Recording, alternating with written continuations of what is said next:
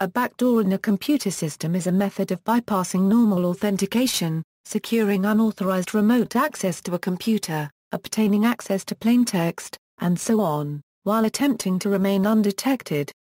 The backdoor may take the form of an installed program or may subvert the system through a rootkit. Default passwords can function as backdoors if they are not changed by the user. Some debugging features can also act as backdoors if they are not removed in the release version. Overview: the threat of backdoors surfaced when multi-user and networked operating systems became widely adopted. Peterson in turn discussed computer subversion in a paper published in the Proceedings of the 1967 AFIPS conference. They noted a class of active infiltration attacks that use trapdoor entry points into the system to bypass security facilities and permit direct access to data. The use of the word trapdoor here clearly coincides with more recent definitions of a backdoor. However, since the advent of public key cryptography, the term trapdoor has acquired a different meaning, and thus the term backdoor is now preferred. More generally, such security breaches were discussed at length in a RAND Corporation Task Force report published under ARPA sponsorship by J.P. Anderson and E.J. Edwards in 1970. A backdoor in a login system might take the form of a hard-coded user and password combination which gives access to the system. A famous example of this sort of backdoor was used as a plot device in the 1983 film War Games, in which the architect of the WOPA computer system had inserted a hard-coded password which gave the user access to the system, and to undocumented parts of the system. Although the number of backdoors in systems using proprietary software is not widely credited, they are nevertheless frequently exposed. Programmers have even succeeded in secretly installing large amounts of benign code as Easter eggs in programs, although such cases may involve official forbearance, if not actual permission. Examples: many computer worms, such as Sobig and MyDoom, install a backdoor on the affected computer. Such backdoors appear to be installed so that spammers can send junk email from the infected machines.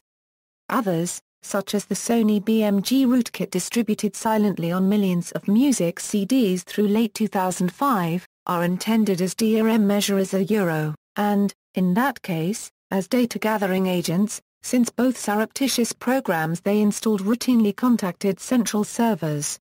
A sophisticated attempt to plant a backdoor in the Linux kernel, exposed in November 2003, added a small and subtle code change by subverting the revision control system. In this case, a two-line change appeared to check root access permissions of a caller to the syswait4 function, but because it used assignment equals instead of equality checking, it actually granted permissions to the system. This difference is easily overlooked, and could even be interpreted as an accidental typographical error, rather than an intentional attack. In January 2014, a backdoor was discovered in certain Samsung Android products, like the Galaxy devices. The Samsung proprietary Android versions are fitted with a backdoor that provides remote access to the data stored on the device. In particular, the Samsung Android software that is in charge of handling the communications with a modem, using the Samsung IPC protocol, implements a class of requests known as remote file server commands, that allows the backdoor operator to perform via modem remote I/O operations on the device hard disk or other storage. As the modem is running Samsung proprietary Android software, it is likely that it offers over-the-air remote control that could then be used to issue the RFS commands and thus to access the file system on the device. Object code backdoors: harder to detect backdoors involve modifying object code, rather than source code. Object code is much harder to inspect, as it is designed to be machine-readable, not human-readable.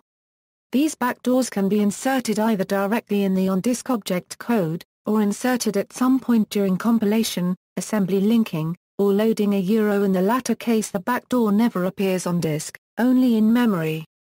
Object code backdoors are difficult to detect by inspection of the object code, but are easily detected by simply checking for changes, notably in length or in checksum, and in some cases can be detected or analyzed by disassembling the object code. Further, object code backdoors can be removed by simply recompiling from source. Thus, for such backdoors to avoid detection, all extant copies of a binary must be subverted, and any validation checksums must also be compromised, and source must be unavailable, to prevent recompilation. Alternatively, these other tools can themselves be compromised to conceal the backdoor, for example detecting that the subverted binary is being checksummed and returning the expected value, not the actual value. To conceal these further subversions, the tools must also conceal the changes in themselves. For example, a subverted checksummer must also detect if it is checksumming itself and return false values. This leads to extensive changes in the system and tools being needed to conceal a single change. Because object code can be regenerated by recompiling the original source code, making a persistent object code backdoor requires subverting the compiler itself so that when it detects that it is compiling the program under attack it inserts the backdoor or alternatively the assembler, linker, or loader. As this requires subverting the compiler, this in turn can be fixed by recompiling the compiler, removing the backdoor insertion code. This defense can in turn be subverted by putting a source meter backdoor in the compiler, so that when it detects that it is compiling itself it then inserts this meter backdoor generator, together with the original backdoor generator for the original program under attack. After this is done, the source meter backdoor can be removed, and the compiler recompiled from original source with the compromised compiler executable. The backdoor has been bootstrapped. This attack dates to Kaja and Schell, and was popularized in Thompson, entitled Reflections on Trusting Trust. It is hence colloquially known as the Trusting Trust attack. See compiler backdoors, below, for details. Analogous attacks can target lower levels of the system, such as the operating system, and can be inserted during the system booting process. These are also mentioned in Kaja and Schell, and now exist in the form of boot sector viruses. Asymmetric backdoors. A traditional backdoor is a symmetric backdoor. Anyone that finds the backdoor can in turn use it. The notion of an asymmetric backdoor was introduced by Adam Young and Moti Young in the Proceedings of Advances in Cryptology, Crypto 96. An asymmetric backdoor can only be used by the attacker who plants it, even if the full implementation of the backdoor becomes public. Also, it is computationally intractable to detect the presence of an asymmetric backdoor under black box queries. This class of attacks have been termed kleptography. They can be carried out in software, hardware, or a combination of the two. The theory of asymmetric backdoors is part of a larger field now called cryptovirology. Notably, NSA inserted a kleptographic backdoor into the dual ECDRBG standard. There exists an experimental asymmetric backdoor in RSA key generation. This OpenSSL RSA backdoor was designed by Young and Young, utilizes a twisted pair of elliptic curves, and has been made available. List of known backdoors and standards. The MD5 hash was shown to have several weaknesses in 1996 by Hans Dobertin. These weaknesses allow an attacker to substitute his own item for an MD5 signed original. Malicious code is thus introducible onto a system. Turner and Chen in RFC 6149 wrote that MD2 must not be used for digital signatures, because it could be falsified. Malicious code is thus introducible onto a system. Turner and Chen in RFC 6150 wrote that MD4 must not be used to hash a cryptographic key of 80 bits or longer. And MD4 attacks are practicable. Malicious code is thus introducible onto a system. SHA-0 was withdrawn after Crypto 98. SHA-1 was shown to be attackable in 2005 by E. Libium and co-authors, as well as Vincent Rijmen and Elizabeth Oswald. The dual ECDRBG cryptographically secure pseudo-random number generator was revealed in 2013 to possibly have a kleptographic backdoor deliberately inserted by NSA, who also had the private key to the backdoor. Compiler backdoors. A sophisticated form of black box backdoor is a compiler backdoor, where not only is a compiler subverted, but it is further modified to detect when it is compiling itself and then inserts both the backdoor insertion code and the code modifying self-compilation. This can be done by modifying the source code, and the resulting compromised compiler can compile the original source code and insert itself. The exploit has been bootstrapped. This attack was originally presented in Khaja and Shul, which was a United States Air Force security analysis of Multics, where they described such an attack on a PLI compiler, and call it a compiler trapdoor. They also mention a variant where the system initialization code is modified to insert a backdoor during booting, as this is complex and poorly understood, and call it an initialization trapdoor. This is now known as a boot sector virus. This attack was then actually implemented and popularized by Ken Thompson in his Turing Award acceptance speech in 1983, Reflections on Trusting Trust, which points out that trust is relative, and the only software one can truly trust is code where every step of the bootstrapping has been inspected. This backdoor mechanism is based on the fact that people only review source code, and not compiled machine code. A program called a compiler is used to create the second from the first, and the compiler is usually trusted to do an honest job. Thompson's paper describes a modified version of the Unix C compiler that would put an invisible backdoor in the Unix login command when it noticed that the login program was being compiled, and as a twist, also add this feature undetectably to future compiler versions upon their compilation as well.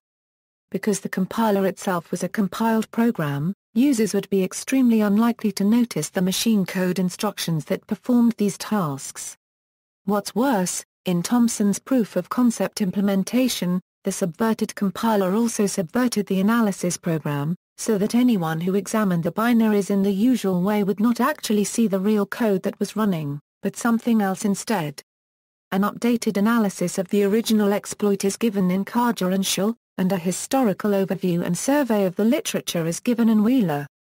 Occurrences: Thompson's version was, officially, never released into the wild.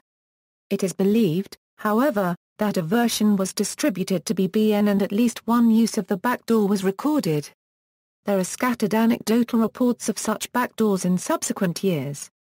This attack was recently discovered by Sophos Labs. The W32/undetected virus infected the program compiler for Delphi, a Windows programming language. The virus introduced its own code to the compilation of new Delphi programs, allowing it to infect and propagate to many systems, without the knowledge of the software programmer. An attack that propagates by building its own Trojan horse can be especially hard to discover. It is believed that the undetected virus had been propagating for at least a year before it was discovered. Countermeasures: once a system has been compromised with a backdoor or Trojan horse, such as the Trusting Trust compiler, it is very hard for the rightful user to regain control of the system. Typically one should rebuild a clean system and transfer data over. However, several practical weaknesses in the Trusting Trust scheme have been suggested. For example, a sufficiently motivated user could painstakingly review the machine code of the untrusted compiler before using it. As mentioned above, there are ways to hide the Trojan horse, such as subverting the disassembler. But there are ways to counter that defense too, such as writing your own disassembler from scratch. A generic method to counter Trusting Trust attacks is called diverse double compiling. The method requires a different compiler and the source code of the compiler under test. That source, compiled with both compilers, results in two different stage 1 compilers, which however should have the same behavior. Thus the same source compiled with both stage 1 compilers must then result in two identical stage 2 compilers. A formal proof is given that the latter comparison guarantees that the purported source code and executable of the compiler under test correspond, under some assumptions. This method was applied by its author to verify that the C compiler of the GCC suite contained no Trojan, using a as the different compiler. In practice such verifications are not done by end users, except in extreme circumstances of intrusion detection and analysis, due to the rarity of such sophisticated attacks, and because programs are typically distributed in binary form. Removing backdoors is typically done by simply rebuilding a clean system. However, these sophisticated verifications are of interest in operating system vendors, to ensure that they are not distributing a compromised system, and in high-security settings, where such attacks are a realistic concern. References: External links: 3 archaic backdoor Trojan programs that still serve great pranks, Backdoors removal, a list of backdoors and their removal instructions. FAQ Farms Backdoors FAQ, Wiki question and answer forum, list of backdoors and removal, dead link, David A. Wheeler, a unregistered trademark page on fully countering trusting trust through diverse double compiling, a author's 2009 PhD thesis at George Mason University.